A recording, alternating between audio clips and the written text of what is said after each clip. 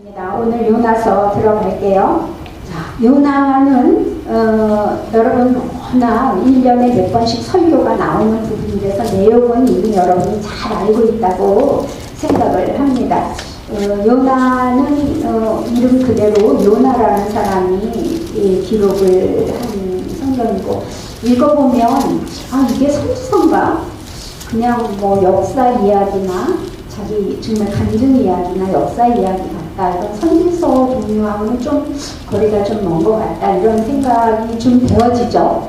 그 이야기죠. 자기가 경험한 이야기죠. 그럼에도 이 선지서에 요나서가 들어가는 이유는 여기에서의 보면 이방인 전도라는 게 나오게 되죠. 이방인 전도. 여러분 다 읽어오셨으니까 이방인에 대한 선교의 이야기가 나오면서 이것이 신약시대와 연결돼서 예표가 되는 거예요. 이방인 선교에 대한 예표가 되고, 또 예수 그리스도의 그 예표가 되어지는 부분들이 많이 있어서 또 선지서로 집어넣고요. 또 요나는 보면 직업이 나와 있진 않지만 요나는 아마도 선지자였을 것이다 싶습니다. 왜냐하면 여기 우리 열왕기 하 한번 찾아볼게요. 열왕기 하 14장 25절 한번 보겠습니다. 누가 찾으시면 큰 소리로 먼저 읽어주시면 좋겠고요. 14장 25절.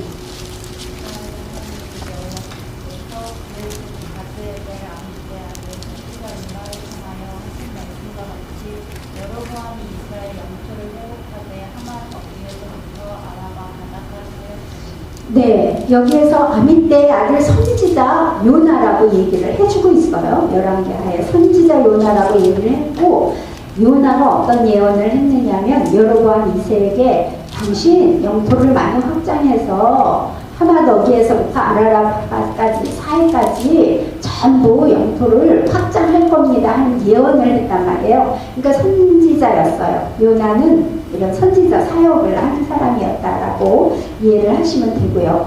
또 나중에 4장에서도 요나서 4장에서도 보면 하나님에 대한 자기의 그 생각을 쭉 이야기하는 걸로 보면은 하나님에 대해서 너무나 정확히 이렇게 다 이해를 하고 있어요. 제가 4장 2절 후반부를 읽어볼게요. 주께서는 은혜로우시며 자비로우시며 노하기를 더디하시며 이내가 크시사 뜻을 돌이켜 재앙을 내리시지 아니하시는 하나님인 줄 내가 알고 있습니다. 이렇게 이야기하는 걸 봐서 요나는 하나님에 대한 인식이 이미 되어져 있는 그런 선지자라고 할 수가 있겠죠. 자, 요나, 이런 요나, 비둘기라는 그런 뜻을 가진 요나야. 요나가 사역했던 시대는 어느 시대인가 하면요, 우리 호세아서, 아모스서가 제일 먼저죠. 아모스서가 선지서 중에서 이제 제일 처음에 문서 선지라고 했죠. 이거는 BC 같은 여로보암 2세 때이지만 그래도 제일 먼저 BC 한 790에서 한 765 정도라고 할 수 있고요. 그 다음에 이제 우리 지난번에 했던 호세아요. 호세아는 BC 700 한 50년부터 시작해서 이스라엘이 멸망한 게 722년쯤 되죠. 722년에 멸망을 했는데 723년 하여튼 이스라엘이 망하기 초전까지 이 호세아가 사역을 했단 말이죠. 근데 이 사람들 다 여로보암 2세 때예요. 자, 여로보암 2세 때인데 아모스는 여로보암 2세 중에서도 아주 전성기 때라는 거 알죠. 그래서 가장 무역을 할 거라고 가장 잘 살고 정말 영토가 완전히 확장돼서 아무 근심 걱정 없을 때, 그럴 때 아모스 선지자가 이제 정의와 공의를 미쳤고요. 그 다음에 호세아는 여로보암 2세이지만 여로보암 2세의 말기부터 시작해서 마지막에 이스라엘의 마지막 왕이 호세아잖아요. 그죠?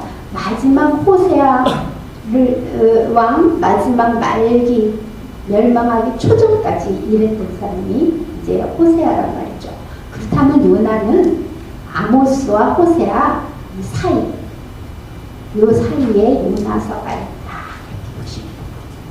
그러니까 이 요나서는 여로보암 2세이면서 전성기인 상태인데 아모스와 호세아 요 사이에 BC 한 760년경으로 잡고 있어요.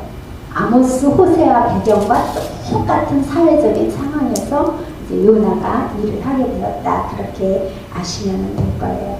자, 이 요나는 말씀드린 대로 선지자 일을 하고 있는 사람이었는데요. 1장 1절 보면 여호와 하나님이 아미떼 아들 요나에게 임하니라. 그래서 이르시되 너는 일어나 저 큰 성읍 니느웨로 가서 그것을 향하여서 외쳐라. 그 악독이 내 앞에 상달되었다라고 말씀을 하십니다. 그래서 사역을 임명받는 것이 바로 나오게 되죠. 요나가 해야 될 일은 니느웨라는 성에 가서 복음을 전해라. 경고하고 그들이 이제 돌아오도록 그렇게 해라 하는 그런 상황입니다. 지금 지도 보이시죠? 여기에서 지금 예루살렘 언제나 보이는 요곳, 여기 예루살렘이에요.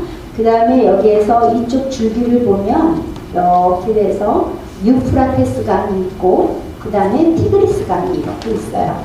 그래서 요 가운데 수메르 문화, 바벨론 문화가 있는 곳이죠. 자, 이렇게 돼서 그 위에를 보면 아수르 제국이 나오죠.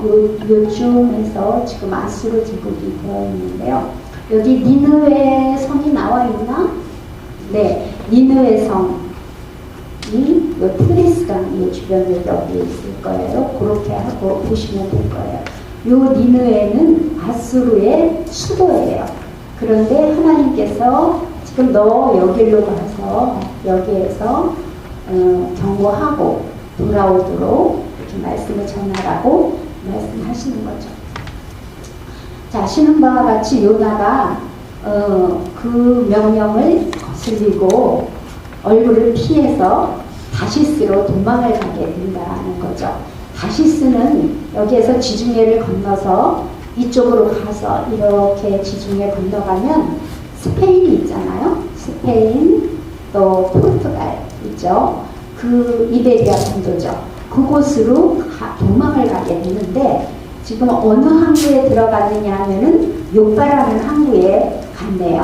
요빠 한번 찾아보세요. 보이시나요? 요빠? 자, 요빠는 바로 앞에 지중해가 있어요. 지중해가 있어서 굉장히 큰 항구예요. 그래서 이 요나도 요빠 항구에 가서 이제 다시스로 가는 배를 타는데요. 마침 요나가 도망가려고 이렇게 하고 있는데 마침 배가 오는 거예요. 그러니까 요나 입장에서 우와 너무 잘 됐다. 그죠? 그래서 덥석 배에 타게 되는 거죠. 우리가 어떨 때는 알아요. 이거 하나님의 뜻이 아닌 거 알면서도 무엇을 하려고 하는데 뭐 사업도 그렇고 뭘 하려고 그러는데 일이 평통하게 착 아다리가 맞는 때 있잖아요. 그러면은 분명히 이게 하나님의 뜻이 아닐 거야 라고 생각을 하면서도 하나님이 인도하시는 거야 라고 생각하고 바로 그거 덥석 무는 경우가 많이 있잖아요. 형통의 이 수렁이에요. 형통하게 되는 그런 축복이라고 생각하지만 그거는 수렁이야. 그래서 거기에 시험에 걸려 넘어지면은 이제 요나가 되는 거예요.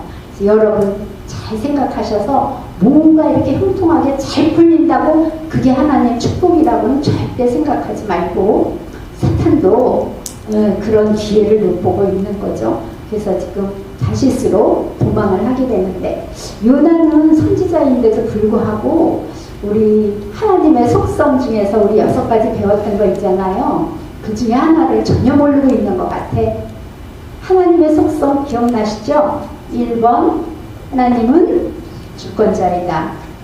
그 다음에 전지, 전능, 무소부재, 영원하다, 또 불변하다 그런 거 배웠잖아요. 6가지. 그 중에서 지금 요나는 뭘 모르고 있어요? 무소부재. 하나님은 어디나 계시다는 거 모르고 지금 도망가서, 정말 우리 생각에도 스페인으로 도망가면 하나님이 그곳에서는 안 계신다고 생각하고 있나요?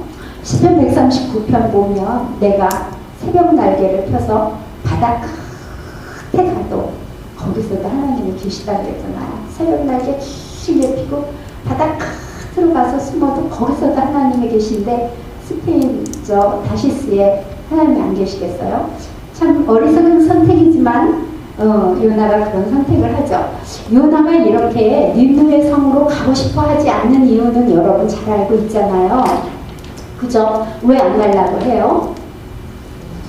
니느웨는 아수르의 수도니까 지금 안 가려고 하는 거죠. 니느웨는 아수르의 수도예요.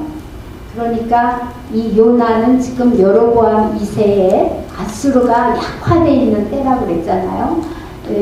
여로보암 2세 때는 아수르라는 그 강대국, 정말 그 큰 나라가 지금 사실 이때만 아수르가 있는 게 아니라 BC 3000년 전에도 아수르는 있었어요.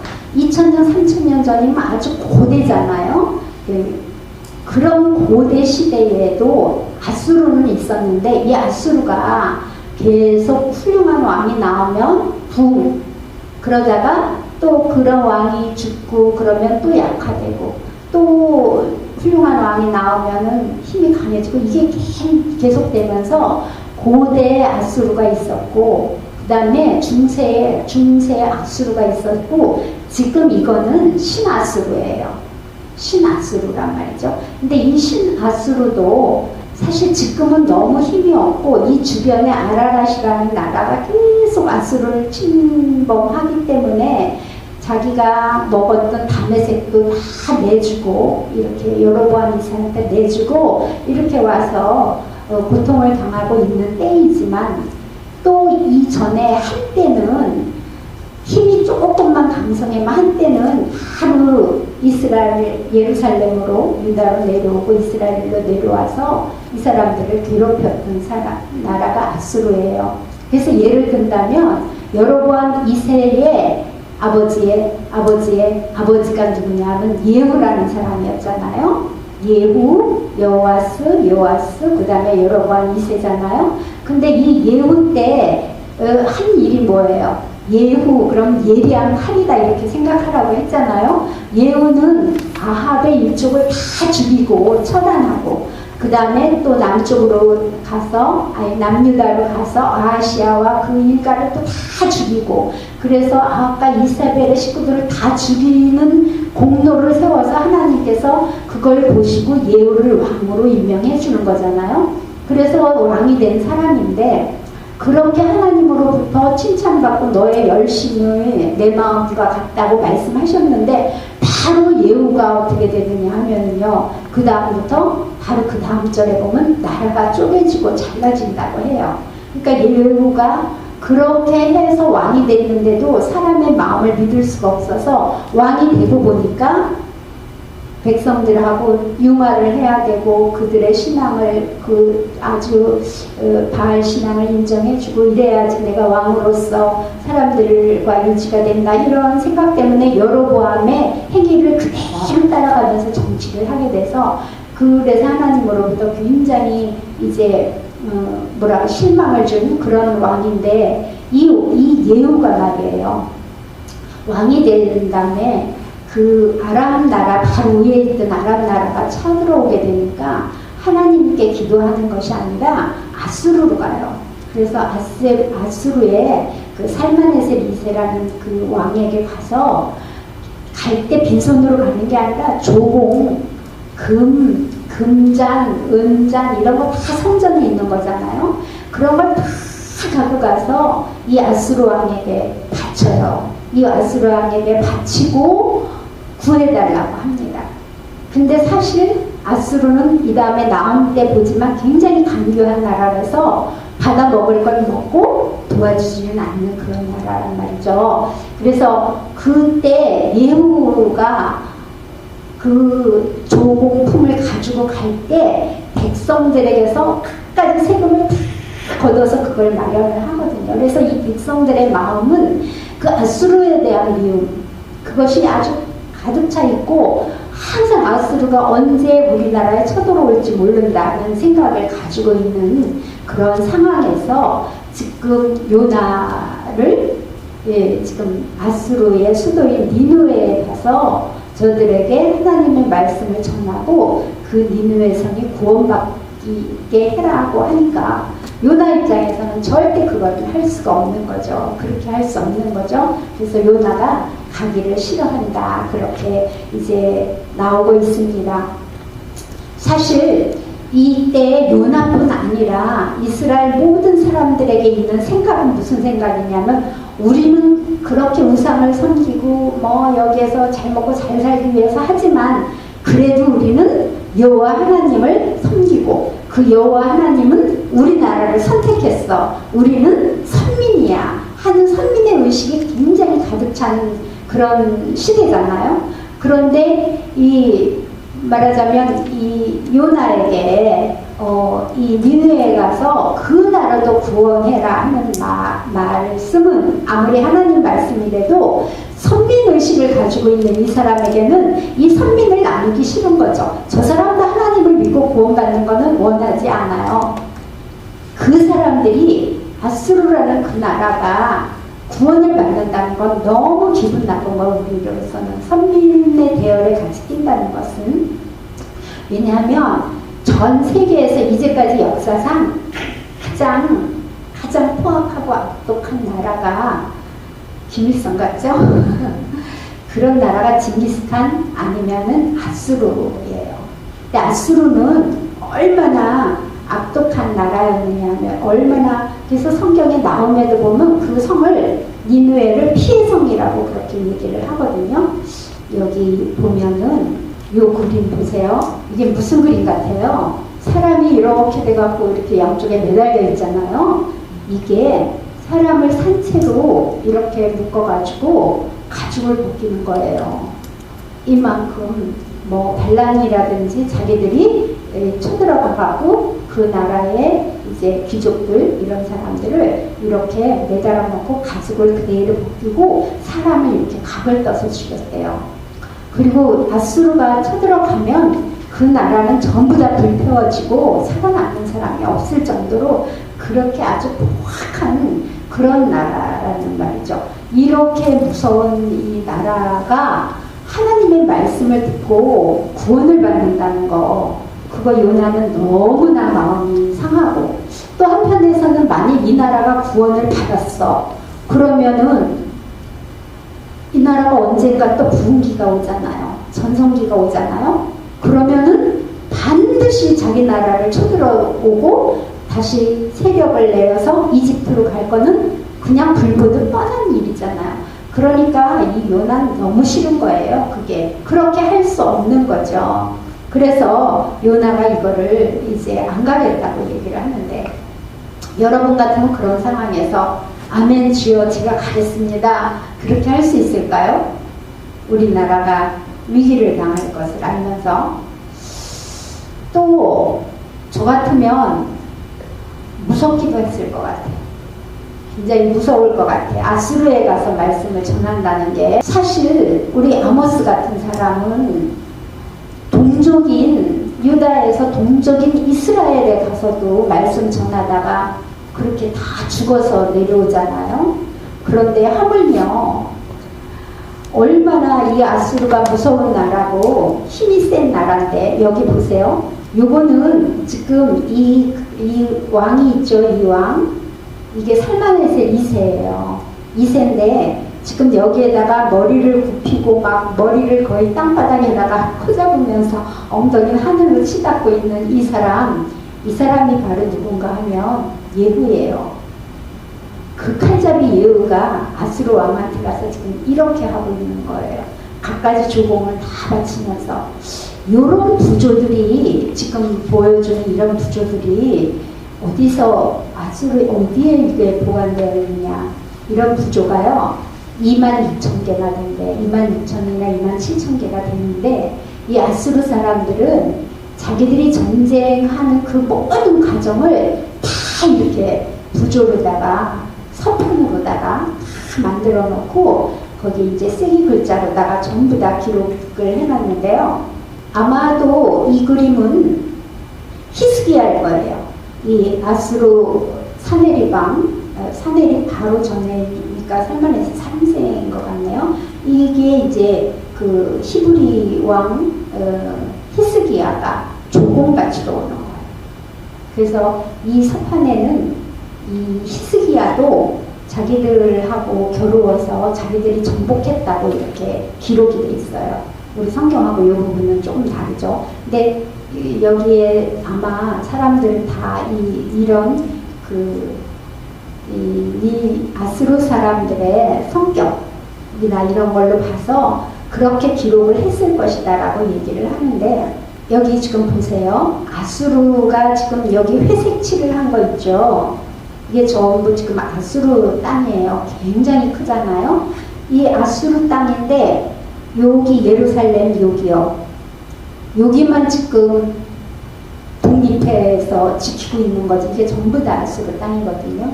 그런데 이게 이제 마지막 디글랏빌레셀 때 전성기 때 이 정도 땅을 이렇게 차지했는데, 요 예루살렘에 사는 여기에서의 예루살렘 요 바로 전에 이제 이 이스라엘이었죠. 여기 요나가 니느웨로 가서 여러분 당신들 회개하지 않으면 40일에는 하나님이 이 나라를 멸망시킨답니다. 이렇게 얘기하면 이 사람들이 듣겠어요? 너무 웃기는 일이죠. 어느 코딱지만한 나라에 이름도 알 수 없는 그런 사람이 나타나갖고 이 나라 하나님이 회개하지 않으면 멸망시킵니다. 이렇게 얘기하면 이 사람들이 듣는다는 것은 있을 수도 없는 얘기죠. 그러니까 사실 요나 입장에서는 이러한 길을 가서 하나님 말씀을 전한다는 거에 대해서는 목숨을 내놔야지 되는 일이라고 생각을 합니다. 그런데 이 요나서에 나와 있는 요나의 성품을 보면, 사실 요나의 성품 여러분 요나서 읽으면서 어떤 생각 드셨어요? 요나가 어떤 성품 같아요? 굉장히 과격한 성품이잖아요. 굉장히 강하고 죽음 절대로 두려워하지 않는 사람이에요. 여기 이제 쭉 읽으면서 보면 죽여달라는 얘기를 수도 없이 하나님 앞에 그냥 시시때 때마다 하는, 그리고 감정을 전혀 케어하지 않고 생각나는 대로 말하고 행동하고 이런 스타일의 사람인데, 어쨌든 간에 이 요나가 아수르에 가서 말씀을 전한다는 것은 엄청난 위험과 또 마음의 고통이 있는 그런 일이죠. 요나는 안 가겠다고 결심하고 이제 도망을 가게 되고, 또 그래서 결국은 배를 타고 또 파도가 치자 그 배에서 사람들이 이제 결국은 이거 누구 때문인가 해서 제비뽑기를 하게 되고, 그래서 요나가 뽑히는 장면을 알고 계시죠. 그 당시 중동에는, 그리고 이스라엘 사람들은 무슨 일을 결정할 때 이게 그런가 안 그런가, 이게 하나님 뜻일까 아닐까 이럴 때 하는 게 제비뽑기예요. 우리 생각에는 미신 같아.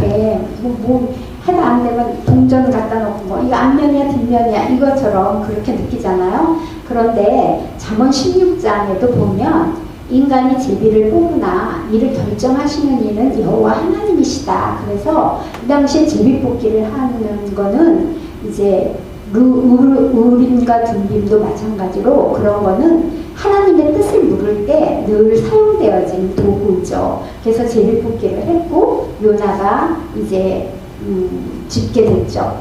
근데 1장 12절 한번 볼게요. 이제 자기가 제비를 뽑았어요. 그랬더니 그가 대답하되 나를 들어 바다에 던지라. 그리하면 바다가 너희를 위하여 잔잔하리라. 너희가 이 큰 폭풍을 만난 것이 나 때문인 줄 내가 아노라 하니라.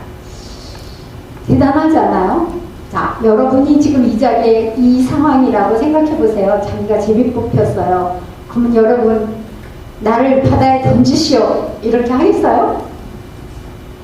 저 같으면 절대 그러지 않을 것 같아요. 하나님 용서해 주세요. 잘못했어요. 갈게요. 이럴 것 같은데 요나는 뜻을 굽히지 않아요. 나 던져. 나 죽을 거야. 그냥 난 니느웨 안 가고 그래 그러면 안 되지. 하나님 나 그럼 죽을 거예요. 나 던지세요. 이런 성품인 거죠. 이럴 때 그냥 탁 돌아와서 회개하면서 하나님 저 살려주세요. 이렇게 했으면 참 좋을 것 같은데 그렇지 않아요. 자, 이사야서에도 보면 하나님이 이렇게 사람을 다룰 때 여러 가지 방법으로 다루는데 이제 곡식으로 보자면요. 대회양, 소회양 이게 이제 알곡이 큰 대회양 같은 거는요. 하나님께서 이 곡식 껍질을 깔 때 뭘로 닦았는데요. 도리깨를 쳐서 깐대요. 이게 큰 도리깨를 탁 쳐서 까고요. 소회양 쩌는 거는 작은 막대기를 툭툭툭툭 치면서 까고요. 그래도 안 되는 거는 그 수레 있잖아요. 이걸로 이렇게 막 드르륵 하면서 껍질을 깐다 그래요. 사람마다 하나님이 다루는 방법이 다 다르잖아요. 애들도 막 엄마 잘못했어요. 이런 애들은 요만한 회초리를 살살 맞고 끝나는데 끝까지 막 버티면서 나 끝까지 막 그러는 사람 이만한 막대기로 막 야구 엉덩이로 막는 거잖아요. 근데 참 이 요나가 이름은 비둘기인데 성품은 엄청 강해요. 그래서 나 바다로 던지세요. 그래서 정말 바다로 던지니까 하나님께서는 이제 도리깨질을 하시던지 이제 수레로 이걸 갈아내야 되는 거죠. 그래서 하나님이 준비한 게 큰 물고기, 그래서 물고기 뱃속으로 이제 들어가게 된다는 거죠.